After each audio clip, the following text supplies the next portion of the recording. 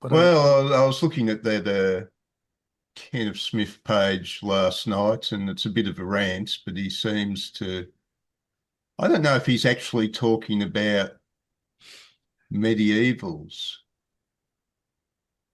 on that page because his criticisms, well, I would say if I've learned anything is to be careful. The medieval world was a different world. yes,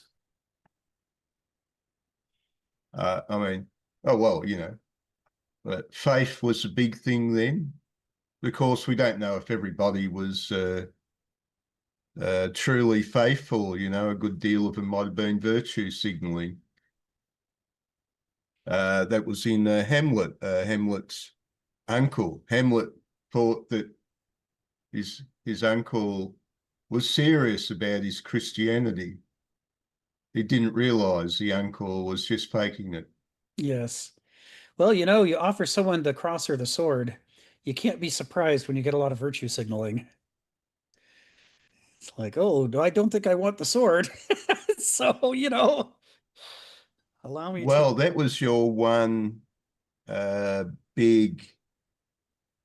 I wouldn't use the word exactly equality, but that was your big. That was your little bird's roost in society. Was your Christianity Right, from top to bottom?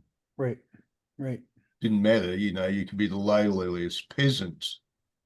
The Christians had said, in the next world, you're all going to be equal. But in this one, you at least get a little roost. Yes. Yes.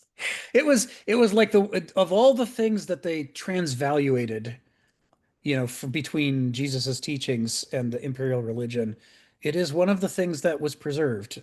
You've mentioned this before. All the way up to the dawn of modernity, they at least preserved that thing that if we're all Christians together, then we each get a little roost. At least that Well, much. that was Nietzsche in his notes. Yes. I think that was put into the will to power. That was his four good points about Christianity. Yes. One, yes, it did give everybody some little shred of dignity, even the lowest. Today we've gotten rid of that bit. Well, we're modern now. We don't need values. This is what we'll be talking about for a few weeks in our little intermission here is Ari asked if we could spend some time talking about the fate of Aristoi in modernity, as a follow-up to that it was really just a line or two I dropped a few weeks ago while talking about something else. But it is very central to Kenneth Smith's philosophy and his critique of modernity. Um, and it builds off of the ancient Greek character typology. So it runs through like a current underneath all of the material in Millennium Microcosm. The one thing I'm not clear on yet is whether he fully addresses it in the section of modernity in Millennium Microcosm. And if he doesn't, maybe that's something that we should talk to him about adding, uh, because it's one of his core ideas.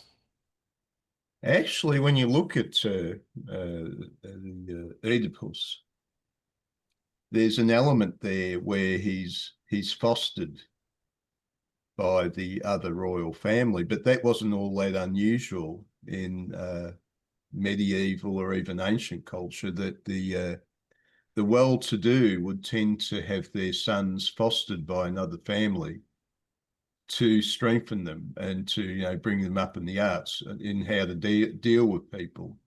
That Yeah. if you lived in your own family, you're mollycoddled. And this is something they wanted to avoid to make you into a more capable person.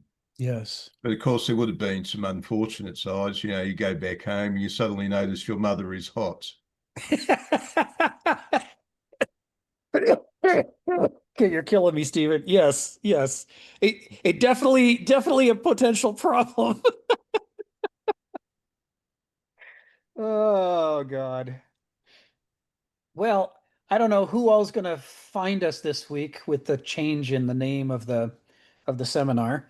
We'll see if we'll see if everyone makes the leap. But this was